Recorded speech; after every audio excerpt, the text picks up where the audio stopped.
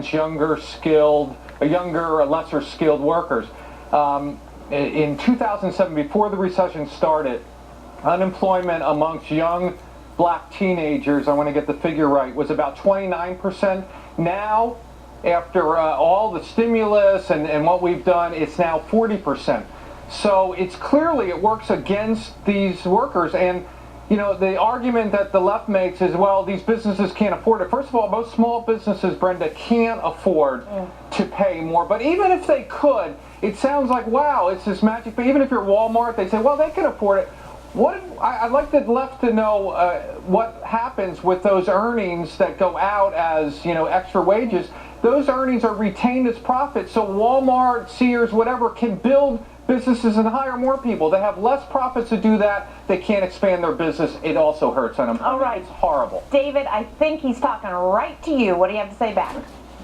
Well, I'll say that with all-time profits now being experienced by corporations, it's about time after 4 years that workers get a fair share of that. And I think in doing so, you also help the economy by giving them more affordable wages to have more economic security. That puts in more buying power and increases demand. That overall increases growth in the economy, leading to other hiring. So in that instance, I think it's about time that we raise the minimum wage. John, does this just ignore supply and demand in the job market? Yeah, it does ignore supply and demand completely. Look, I love the argument here that these companies are making so much money. How dare they make so much money? And I love the jobs plan. You got companies who have a lot of cash on balance sheets. So the jobs plan of the administration is, we want you to take that cash and hire people you don't need.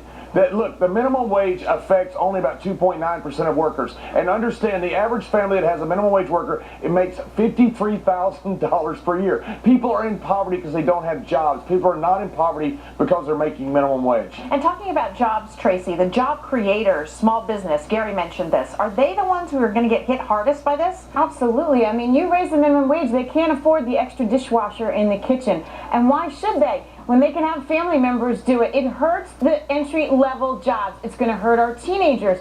Quite frankly, Brenda, the goal in life is not to be on minimum wage forever. I think people forget this.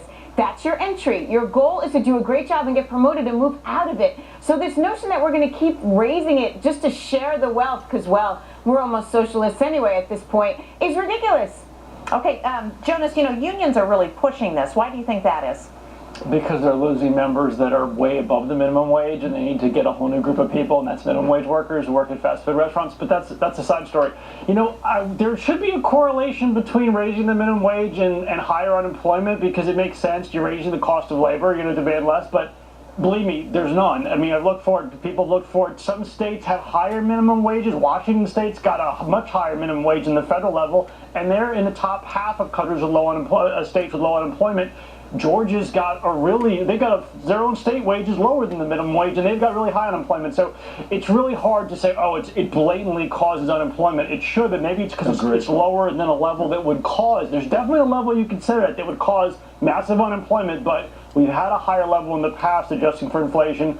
We're not there yet. I don't know why Democrats, when they were in power, didn't index it to inflation to get this debate going, but they use it as a political tool to win elections because it looks like they're doing something for the working man, because they could have solved this problem like Social Security a long time ago by indexing this to inflation. Okay, Gary B., you've been shaking your head. Well, first of all, I just gave Jonas an example. You have to look on a state-by-state basis. It's very difficult to compare minimum wage across the states or across the country because, as Jonas alludes to, every locale is different. But you can look at, as I said, New York State. Second, to David's point, he said, you know, again, I want to come back to the point. If it's a Walmart, for example, he thinks, well, Walmart has enough money to pay their employees more. Look, maybe they do, but the fact is Walmart takes those earnings that they have and they open more stores. I don't know what an average Walmart store employs. Maybe it employs 1,000 workers. If they have less earnings because they're paying all their people more, they can't open that store, and then they can't employ another 1,000 workers. And in fact, they cut the CEO pay. Cut the CEO pay and give workers more money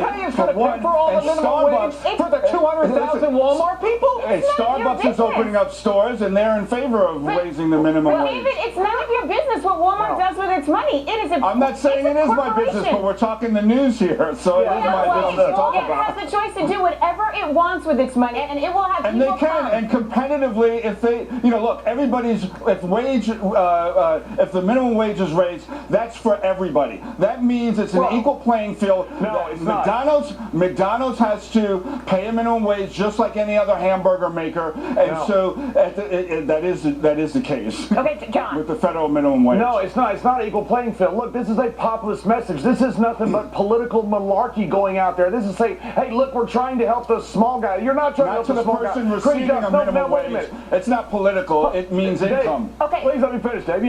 Walmart. Take Walmart in Gary V's own hometown of Washington, D.C. They passed the Walmart rule, 75,000 square feet or more. That only affects Walmart. You have to pay your employees $12.50 an hour. 50% higher than all of your competitors. What did Walmart do? They did a smart thing. They said, we're just not going to open up any stores. Exactly. Walmart has lowered food inflation by 1 percentage point. That helps the poor. They don't get that in D.C. because of this political BS. David? Well, I'll just say Walmart can find its market somewhere else because the that takes wage jobs that they away. were They took jobs away from but the DC. job that they're offering at the wage they're offering means you have to have 2 jobs when you work for But Walmart. David, they have and people so that's lining not up going to for happen those in jobs. Washington. At every Walmart they've opened, people have lined up for the jobs. If the jobs were so horrible, people would say, you know what, I'm going to go elsewhere and look for the job. And let Walmart do it. As we all said, it's Walmart's business. Let them do what they want. DC's not having it. Look, this isn't about Walmart, but they're paying people higher than their competitors as it is right now. But they're cutting their nose to spite their face. They're saying, you know what, Walmart, if you don't pay, then Walmart says, well, I'm not going to provide 1,000 or 2,000 new jobs. Is that what you want?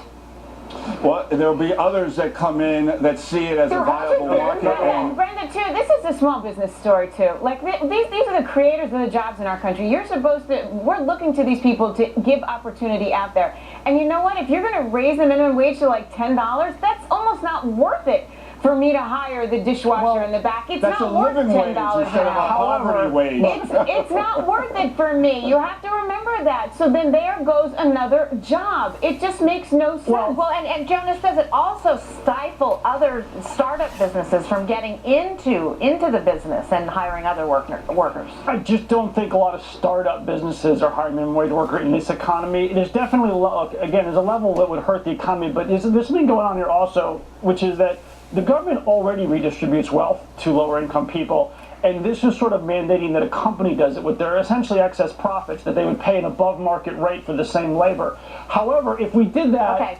and it also lowered the earned income credit and food stamps and all this Right. other stuff that lets people artificially pay people a low wage because they're being subsidized with housing and everything Okay. else by the government, it could actually balance out. I'm sorry, Jonas, we got to pay our bills, but you guys all earned your salary with that one. Thanks, guys.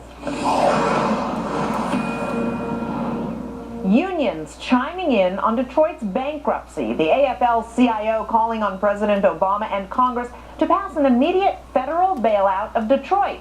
But the Cash and In crew says not so fast. They have a free market solution that won't cost taxpayers 1 cent. That's coming up at 11:30 a.m.